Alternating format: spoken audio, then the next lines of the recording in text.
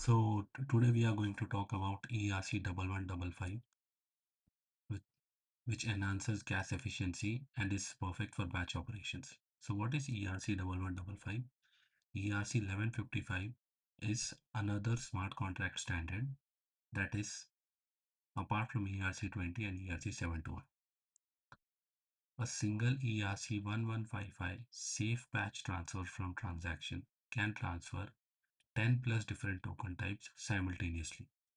Instead of 10 separate ERC-20 transfer transactions that would cost 10 into 65,000 gas, one batch transaction costs approximately 80,000 to 1,20,000 gas.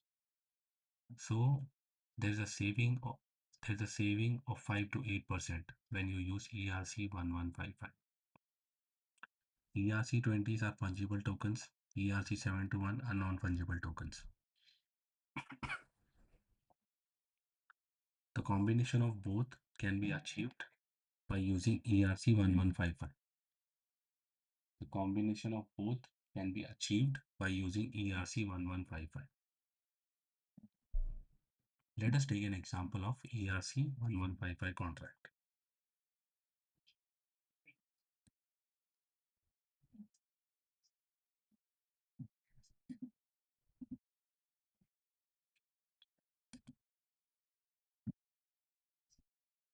Let us start with the contract name GameItems.sol. The contract name GameItems.sol. Here we are importing ERC-1155 from OpenZeppelin contracts.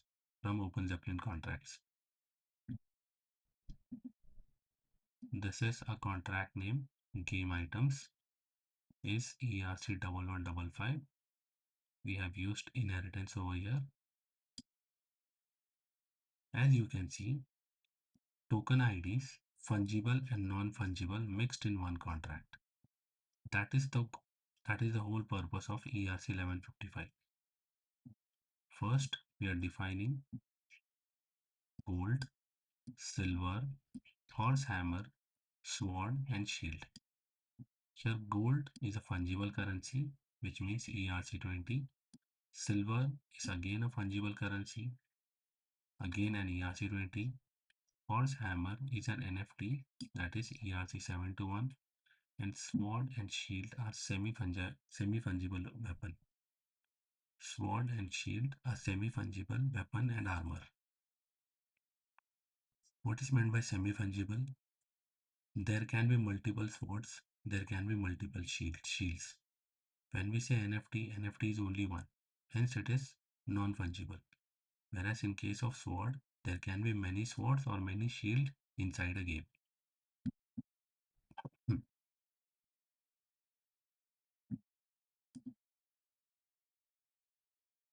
Inside the constructor, this is ERC-1155, and ERC-1155 accepts a string URI. So this ID is replaced by the token ID. For example, 1, 2, 3, and so on.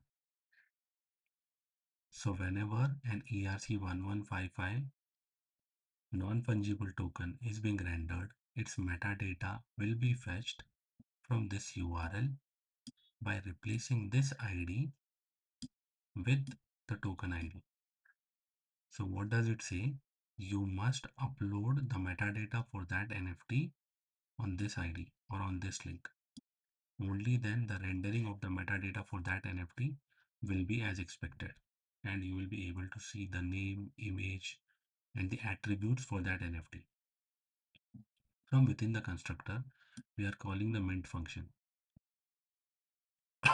Since ERC-1155 supports both fungible and non-fungible token, how exactly that happens? If you see, here we are minting gold token, then silver token, then Thor's hammer. The supply amount in case of gold token is 10 raised to 18, which is 1 billion gold.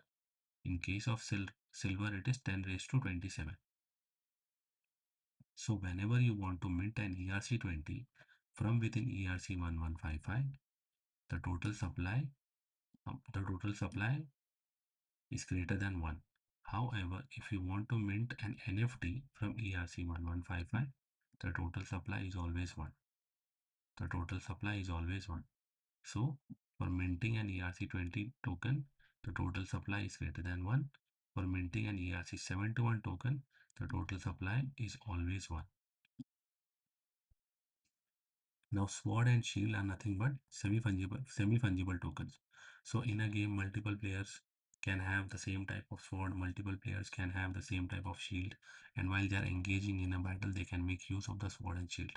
Hence, sword and shield are semi-fungible. That is, they exist in multiple numbers, but also they have unique properties. So in short, this is how you mint both ERC-20 and ERC-71 tokens from within ERC-1155 contract.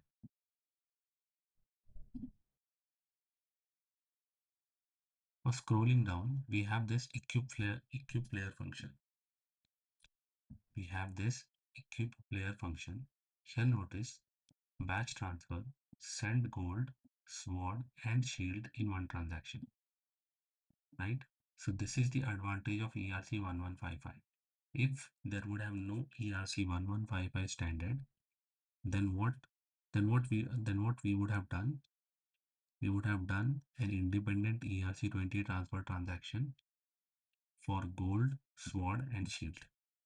So there would have been 3 transactions instead of 1.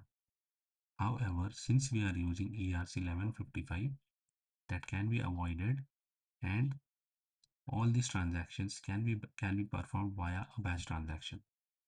How that is done? Let us take a closer look at this code. So we have this function equipPlayer. Initially, we are creating an array of unsigned integer 256 whose size is 3, and also we are creating another array of uint 256 named as amounts. Again, its size is 3. IDs of 0 is gold. IDs of 0, this is gold. IDs of 1 is sword, and IDs of 2 is shield. Similarly, here we are setting the amounts of 0, amounts of 1, and amounts of 2. Notice in case of gold, since it is an ERC-20 token, the amount is 100 into 1 e raised to 18. That is 100 gold. And in case of sword and shield, the player represented by this address is given 1 sword and 1 shield. And at last, we are calling safeBatchTransferFrom message.sender to player IDs and amounts. Player IDs and amounts. Now this empty string is nothing but an empty bytes. This empty string is nothing but an empty bytes. You might be intrigued from where this safeBatchTransferFrom function has arrived. In order to have a closer look at that, the safeBatchTransferFrom, what you have to do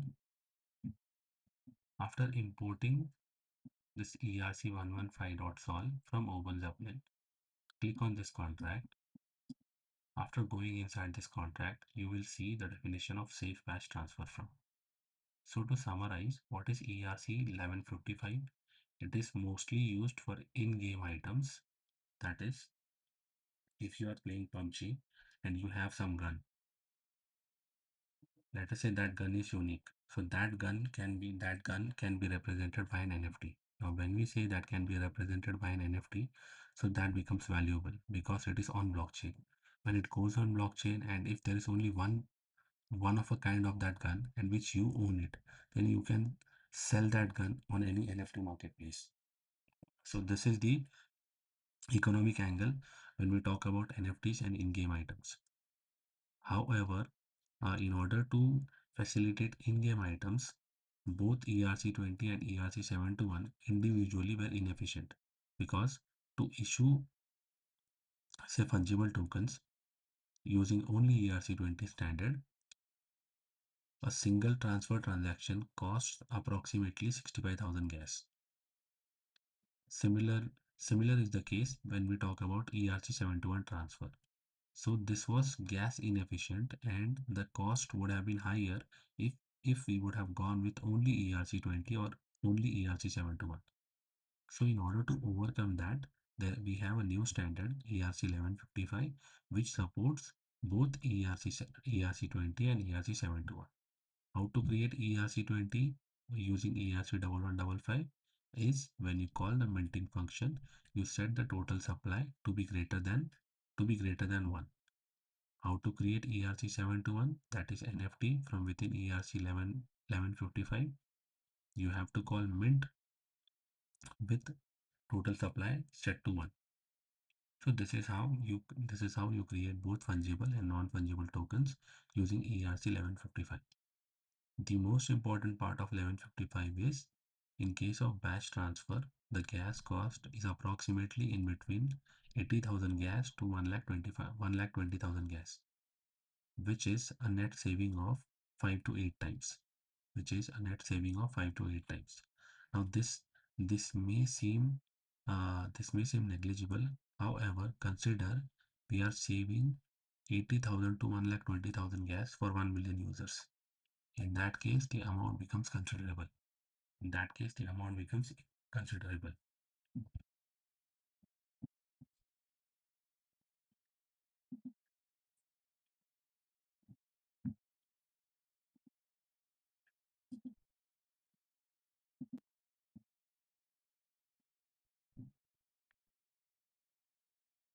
So ERC-1155, the most important thing is the gas advantage. That is, there is a net saving of 80,000 to 1,20,000 gas, which is approximately 5 to 8 times savings as compared to a normal ERC-20 transfer transaction.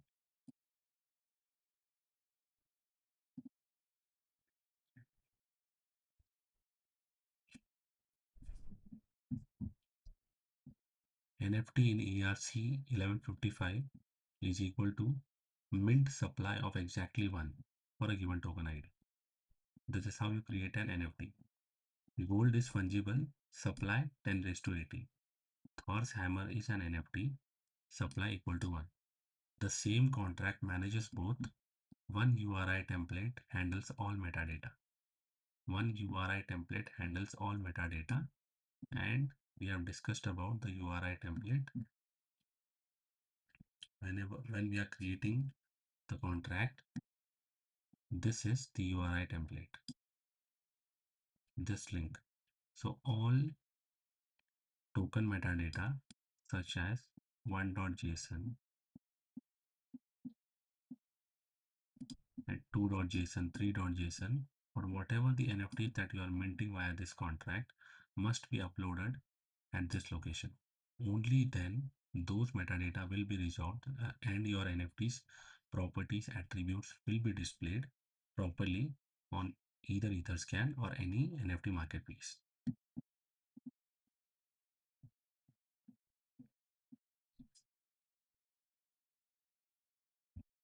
After covering ERC-1155, now let us take a look at ERC-4626. So what is ERC-4626? It is tokenized yield vaults. Yield means generating profits or earning profits. Vaults, we all know,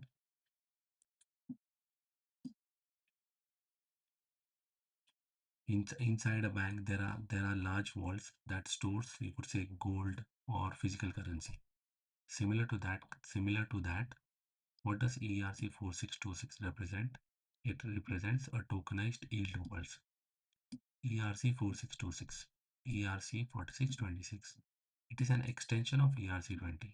That means ERC-20 में जितने functions हैं, apart from that there are some other functions. Now what are those functions? ERC-4626 is an extension of ERC-20 that standardizes the interface for yield bearing token vaults. Yield bearing मतलब profit generating. user deposits an underlying asset, example USDC. User deposits an underlying asset, example USDC.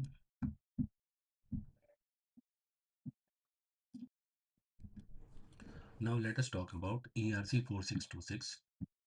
ERC-4626, which is tokenized yield vaults. What is ERC-4626? It is an extension of ERC-20 that standardizes the interface for yield-bearing token vaults. Okay? It is an extension of ERC-20. That means it has all the functionalities of ERC-20 contract, and apart from that, it has some other functionalities that makes it an yield-bearing token vault. What is an yield-bearing token vault? User deposits an underlying asset. User deposits an underlying asset, example USDC, and receives vault shares, example AUSDC. Shares appreciate as the vault earns yield.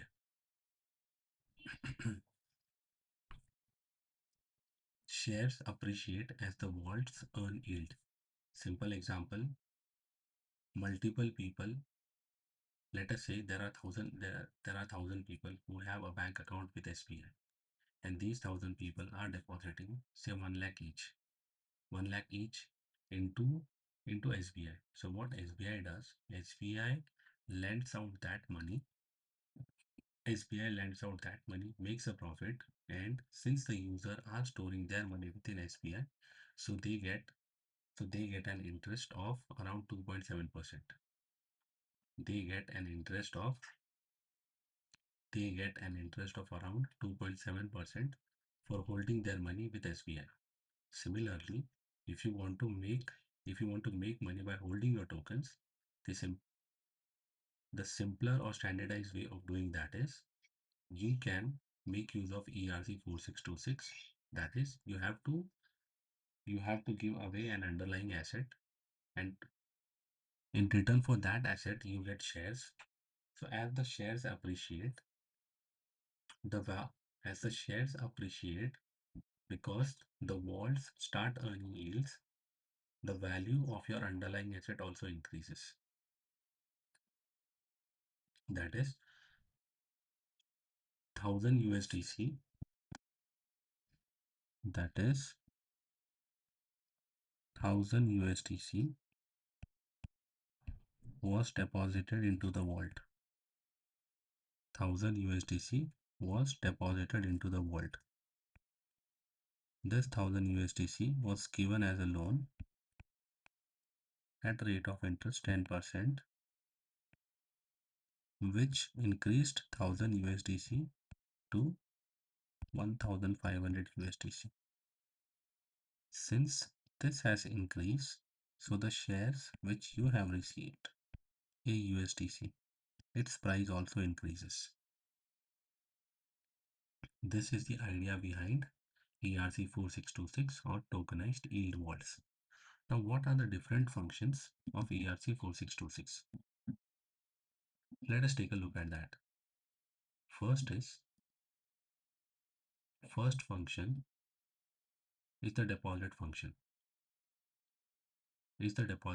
What it does, what is the asset that you want to deposit, and the receiver address. Deposit assets receive shares proportionally. That is, if you have deposited 1000 USDC, you will get 1000 AUSDC. Example,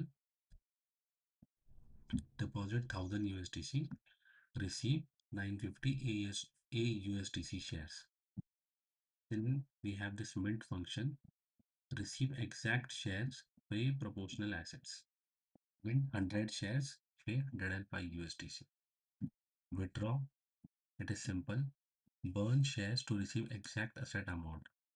Withdraw 1000 USDC, burn 950 shares. Then we have redeem, burn exact shares, receive proportional assets. Redeem 100 shares, receive 105 USDC. Convert to shares. So it is a preview how many shares for given assets. Convert to shares is a preview. That is, if you want to provide some asset, and before providing that asset, you want to see how much value that asset convert to. You can call this function convertToShares, pass in the asset address. It will give you the number of shares that you will receive given that asset. And this here we have convertToAsset. If you have the number of shares or AUSDC, you can call this function to see what is the number of assets that you will get. Total assets, total underlying assets managed by the vault, or current vault TVL. TVL is total value locked. TVL is total value locked. So let me reiterate. ERC-4626. 4626 is tokenized yield vaults. It is an extension of ERC-20 contract that standardizes the interface for yield-bearing token vaults. That is, you deposit some underlying asset, and in turn for that underlying asset, you get the number of shares.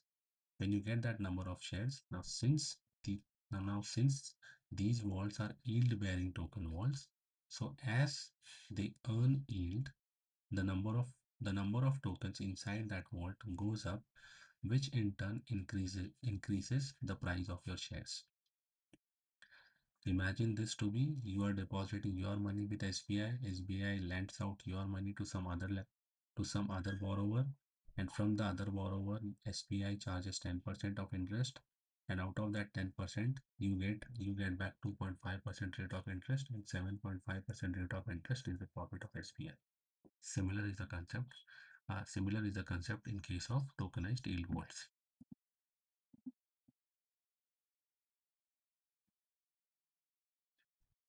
Then at last, we have these functions: max deposit or max withdraw, upper limits for deposit or withdrawal. It is used for capacity capped vaults. ERC-4626 solves DeFi's composability problem. Before it, every yield protocol, Aave, Compound, or Yearn, had different interfaces. Now any protocol can integrate any ERC-4626 vault, one interface, infinite protocols. So prior to ERC-4626, every yield protocol such as Aave, Compound, and Yearn had different interfaces. Now when we say they had different interfaces, so composing all of them together was a problem because each of them had a different interface. But after ERC-4626, since the interface became common, the composability problem was solved. Now all these different protocols can work together.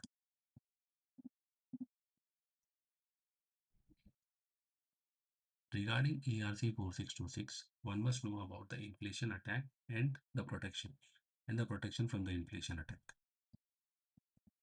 One must know about the inflation attack and the protection from inflation attack. What is an inflation attack?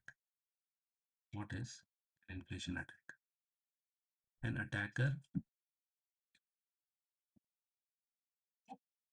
attacker can donate assets to an empty vault, manipulating the share price so new depositors receive 0 shares. All their assets stolen. What is an inflation attack?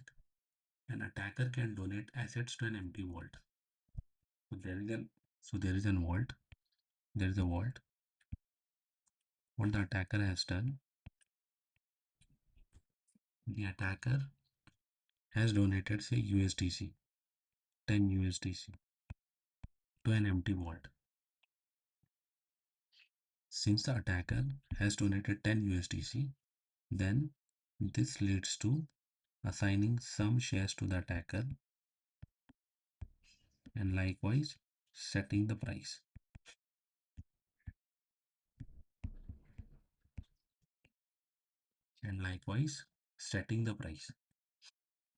However, this led to manipulation of the share price. However, this led to manipulation of the share price. The further deposits made by normal users were all stolen. How this happened is, attacker creates an empty vault, deposits 1Y. What is 1Y? It is just the number 1 because Y is the smallest ether denomination. Then he donates 1 e raised to 18 assets directly to Vault. Exchange rate is now 1 share is equal to 1 raised to 18 assets. Okay? Initially, the attacker has created an empty vault, deposited 1y, that is 0.0000017 zeros, and then at last 1, and then followed by 1, deposits 1y, and then receives 1 share. After that, he donates 1 e raised to 18, 1 e raised to 18 assets directly to vault. Exchange rate is now 1 share is equal to 1 1 e raised to 18 assets. Victim deposits 0.5 assets. So victim gets 0 shares. Victim deposits 0.5 assets. He or she gets 0 shares. Attacker now redeems 1 share and gets 1.5 assets. Victim loses all deposits. So how exactly is this happening? So this is our vault. Now inside this vault, the attacker first deposits 1y, which gives 1 share to the attacker. Then the attacker donates, say 1 USDC. Let us not talk about 1 e raised to 18. Instead of this, we'll say 1 USDC. The attacker donates 1 USDC. So what happens after these two steps? The exchange rate is 1 share is equal to 1 USDC. 1 share is equal to 1 USDC. After this, let us say a user comes, user 1, and deposits 0.5 USDC. When the user deposits 0.5 USDC, the user gets 0 shares. Why 0 shares? Because 1 USDC is equal to 1 share.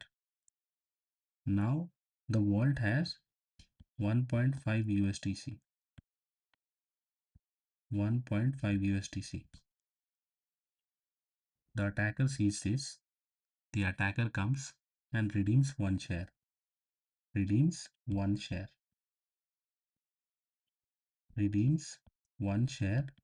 which ultimately transfers all 1.5 USDC to the attacker, and the deposit of user 1 is lost. This is an inflation attack. Now how OpenZeppelin solves it?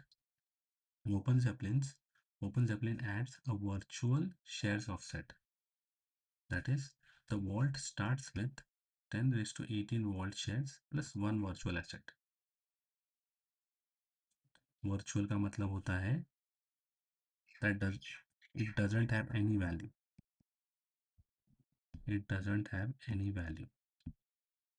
ठीक है? Initially, the vault was starting with 0, but OpenZeppelin's protection says add virtual shares offset. That is, the vault starts with 10 raised to 18 virtual shares plus 1 virtual asset. Donation effect is negligible relative to virtual offset.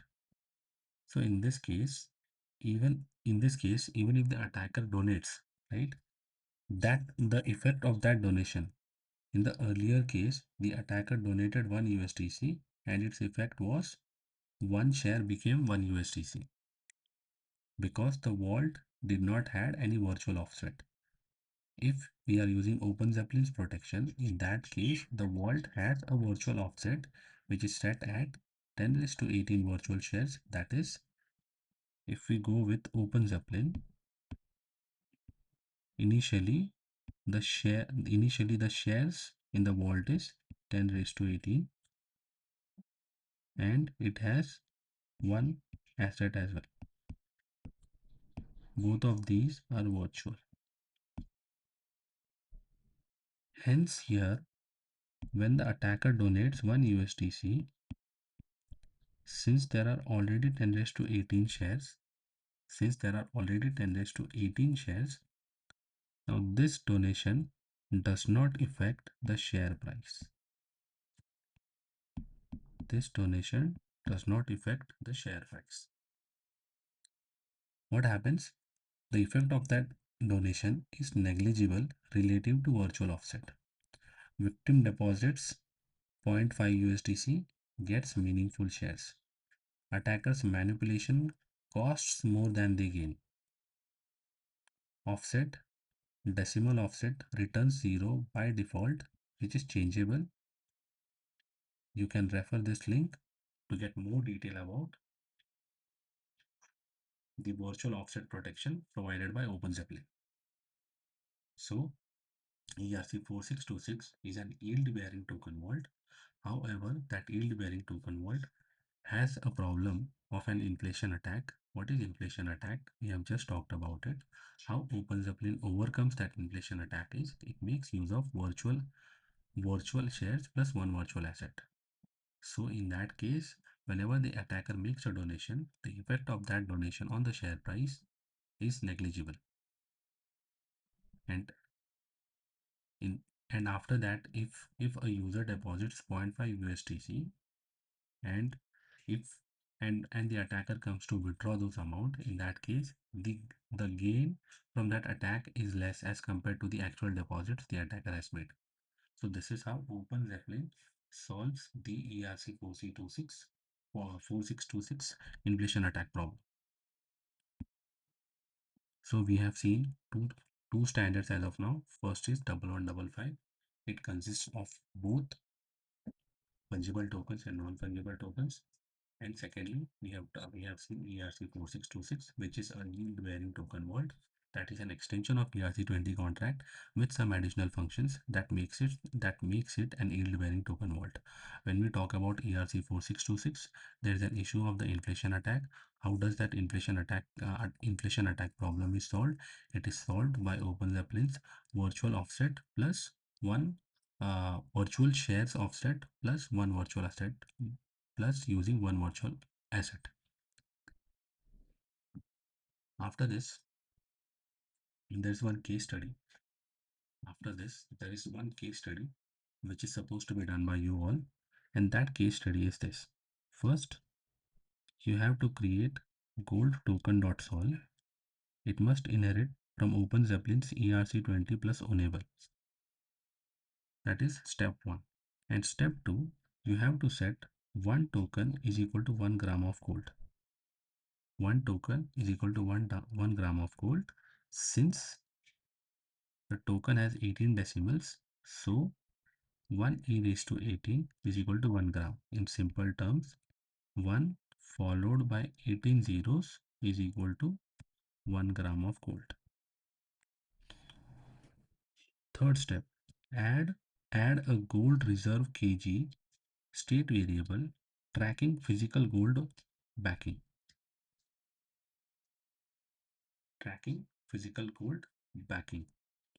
Add a function mint that accepts two parameters addressed to the grams of gold. It can only be called by the contract owner. It mints tokens backed by new gold deposit. Fifth, add a burn function. Takes in the number of grams of gold. User burns tokens to redeem physical gold. Number 6, add a price oracle stub, gold price USD, updatable by owner in USD per gram into 100. 7th, add value in USD, address holder. It's a view function. It returns holder's token value in USD. Then at last, deploy this on Sepolia, verify on Etherscan, test mint burn transfer flow. Clear? So this is a self-learning case study. This is the self-learning case study in which you have to create gold token contract by inheriting it from OpenZeppelin's ERC-20 and enable. 1 token is equal to 1 gram of gold, that is 1 e raised to 80 is equal to 1 token, 1 gold token or 1 gram. Then you are supposed to add functions gold reserve in kg, mint, burn, price oracle stub. Means you are not supposed to write any external calls to actual price oracles, but add a function that returns say predefined gold value in USD. Let us say 1 gram of gold in USD is, let us assume it is $1. So this function should return that, and at last you have add value in USD function, and then the last step is deploy this on Sepolia, verify on Etherscan, and then test, mint, burn, and transfer flow. This is the case study that must be done.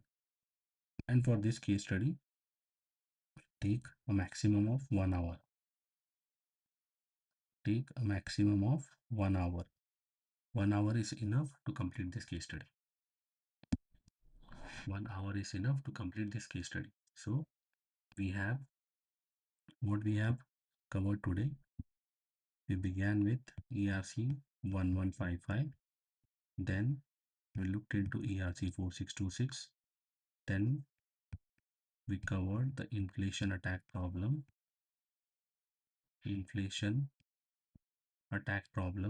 And after that we are going to do a case study. Case study is merely getting hands-on token development, which must be completed within 1 hour. So after this,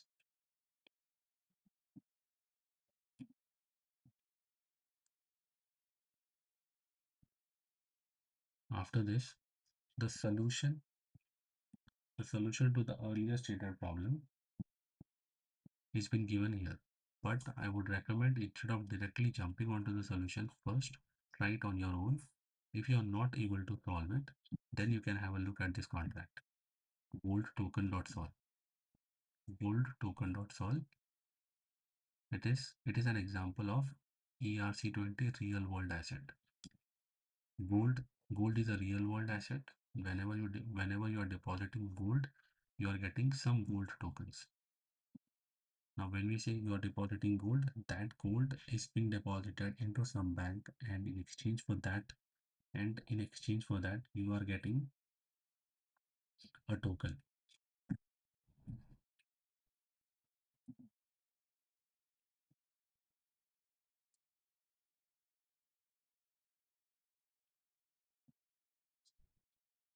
After you have completed the first case study, then we have second case study. The first case study is around GoldToken.sol or a real world ERC-20 real world asset. Second case study is before ERC-1155 came with 50 item types, needed 50 separate ERC-20 or 7-to-1 contracts, which is as good as 50 times deployment cost, 50 times approval transactions. After ERC-1155, one contract handles all 50 item types, batch, mint or transfer in one transaction. Real case, you can look at Axie Infinity. It uses ERC-1155 for game items, potions, accessories, plus ERC-721 for unique Axie creatures. Gas comparison, transfer 5 items to one player, ERC-20 into 5, approximately 3,25,000 gas, versus ERC-1155 batch transfer, approximately 90,000 gas. It is 3.6 times cheaper as compared to individual 5 ERC-20 transfers. Now given this, what is the exercise that is supposed to be done by you? The exercise is to deploy the game items contract from the lecture. The game items contract is the first contract which we talked about. Call safeBatchTransferFrom to equipPlayer, and then research how does Enjin coin uses ERC-1155 for cross-game asset portability. Enjin coin. So this was in my opinion, I think the first the first team that made use of ERC-1155 for in-game assets. After that, explore 4626 Vault, deploy OpenZeppelin's 4626 with, now what is with is wrap teeth as underlying asset on Sepolia, and then at last read the inflation attack explanation. It can be found at this link. After you have read the inflation attack explanation, implement that fix. So this is the second case study. This is the second case study. Case study number 2. This too should not take more than 1 hour. This too should not take more than 1 hour. So we have 2 case studies, 2 hours for 2 case studies.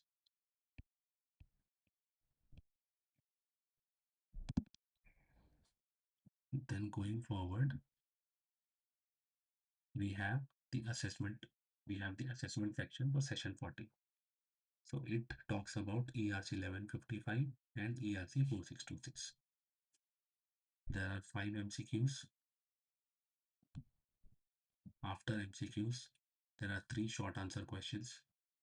After 3 short answer questions, there are 2 long answer questions. So these are the references from which the entire deck or content for these topics were picked up and created. If you want to go deeper into any one single concept, you can refer these links, go to these links and read more about them. After reading, if you have any questions, reach out to me. I'll be more than happy to help you out. So this marks the completion of advanced smart contract development. This marks the completion of advanced smart contract development, wherein first we talked about token standard 1, in which we covered ERC-20. Then we covered ERC-721. Sorry, first we talked about inheritance and libraries. Secondly, we covered ERC-20. Third, we covered ERC-721. And today we have covered ERC-1155 multi-token and ERC-4626. So this ERC-4626 was not included in the syllabus. I have added it so that you have access or know about what 4626 is. And then we have created a gold token which is as good as an ERC-20 backed by real world assets such as gold. So this marks the completion of advanced smart contract development. So from tomorrow onwards, we will be starting with the next session, which is around smart contract security. One humble request to all of you is go through all the case studies, do all the case studies honestly, answer all the questions, because answering these questions will help you prepare for the interview. Since these questions cover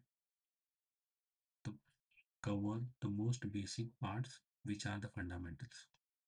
Focus on that. And if in case you are stuck, you are not understanding anything, you can anytime reach out to me via our WhatsApp group. So thank you all for your attention today and being attentive. I hope you have gained some depth of solidity. And let us take it ahead. Let us take this ahead forward in our upcoming sessions. Thank you.